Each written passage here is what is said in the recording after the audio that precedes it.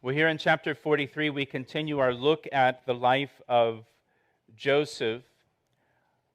Joseph has risen to the position of prime minister over Egypt. He's the second most powerful person in Egypt, second only to Pharaoh. And we know that God has put him in that position. Joseph is realizing that now as the story is unfolding, that God has put him there to not only rescue the people of Egypt, but more importantly, to rescue his own family, Israel, and to provide for them.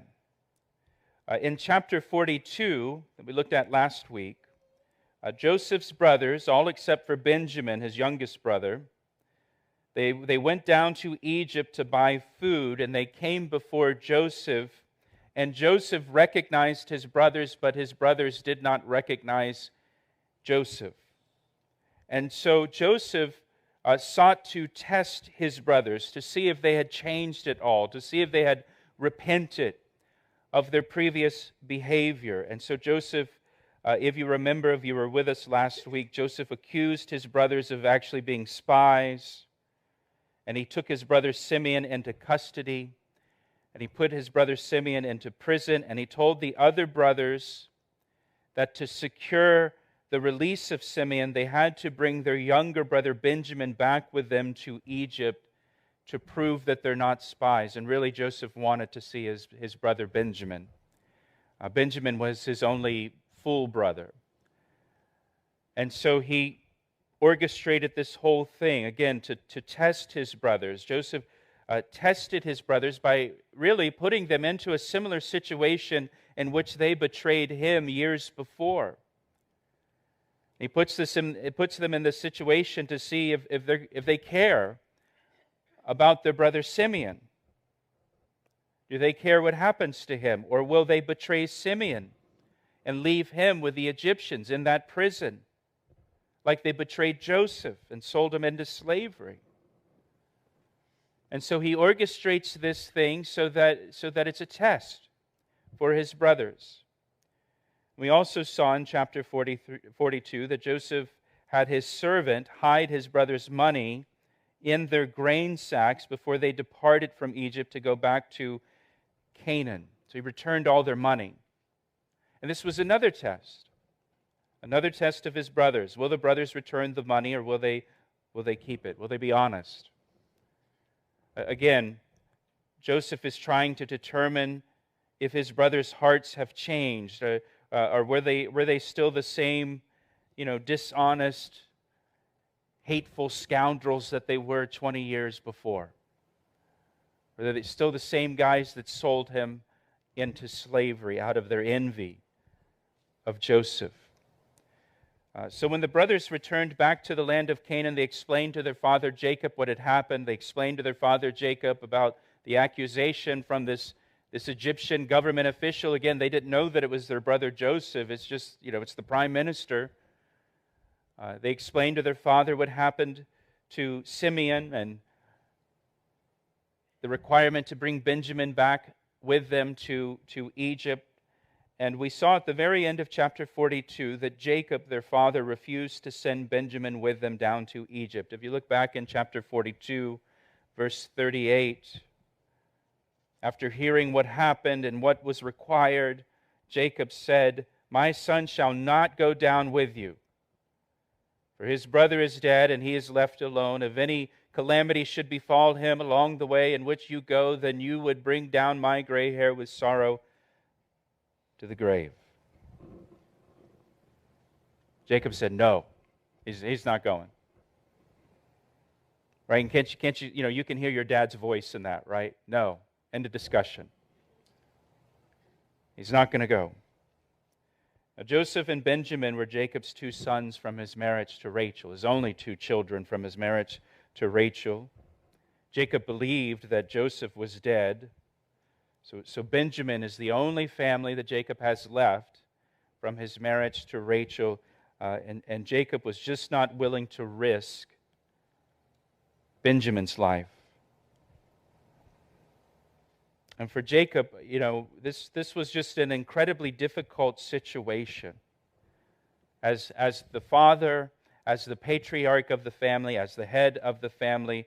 He's got one son that's in prison in Egypt who didn't do anything wrong. He's been falsely imprisoned by this Egyptian official. And he doesn't want to send his other son down to interact and stand before that same Egyptian official who put his son Simeon into prison under false charges. I mean, if you were Jacob, how do you weigh this decision? How do you make this decision? Do I let my one son, rot in an Egyptian prison, or do I risk my other son's life by sending him to Egypt also, and he might be thrown into prison on false charges as well? And how do you choose? How do you choose between the life of one child over the other? So this whole situation is overwhelming. It's just overwhelming for Jacob. And Jacob decided he would not allow Benjamin to go down to Egypt, even though that meant Simeon would remain in prison. Now, I remember about 10 years ago or so, my wife and I took our children, who were very young at the time, to Covenant Park up on Centennial Lane to play on the playground. And as we were there and our kids were playing on the playground, my middle son, Ben, who was maybe 3 or 4 years old at the time, was climbing up the ladder to go down the slide, and he got stung by a bee. And he fell off the ladder. And after he got stung by that bee, we never went back to that park because there's bees at that park. Never took our kids there again. One day when I have grandkids, I'll never take them to that park because there's bees there. And what happened to Jacob is a lot worse than a bee sting. Here he's got one son that is in prison now.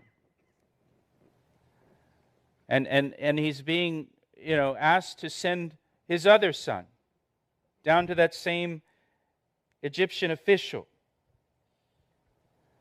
And he's just not going to do it. He's afraid to risk sending his son Benjamin down to Egypt. And so he doesn't. And a period of time goes by. We don't know how long. It doesn't tell us. And they only have so much grain that they purchased down in Egypt, and that grain's not going to last forever. So Jacob's decision here, I want you to understand this. Jacob's decision here, as difficult as it is, it doesn't really solve their problem.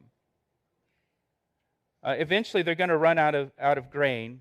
So this is really just delaying a decision. It's just putting it off for a while. Eventually, they're going to need more grain. They're going to have to go back down to Egypt. And so some time goes by. Verse 1 says, "Now the famine was severe in the land." It was severe in the land of Canaan. The word severe here, if you're taking notes, it means heavy. It means burdensome. It means oppressive. It's more than the fact that they didn't have any food. The famine was heavy for Jacob and his family. It was burdensome. It was oppressive, as is often the case with a trial or a difficulty that we face. It can be burdensome. There can be so much more to it than just the actual trial. It can be oppressive. It can be stressful. It can be overwhelming, and not just for us, but for our whole family, where the whole family feels the weight of it.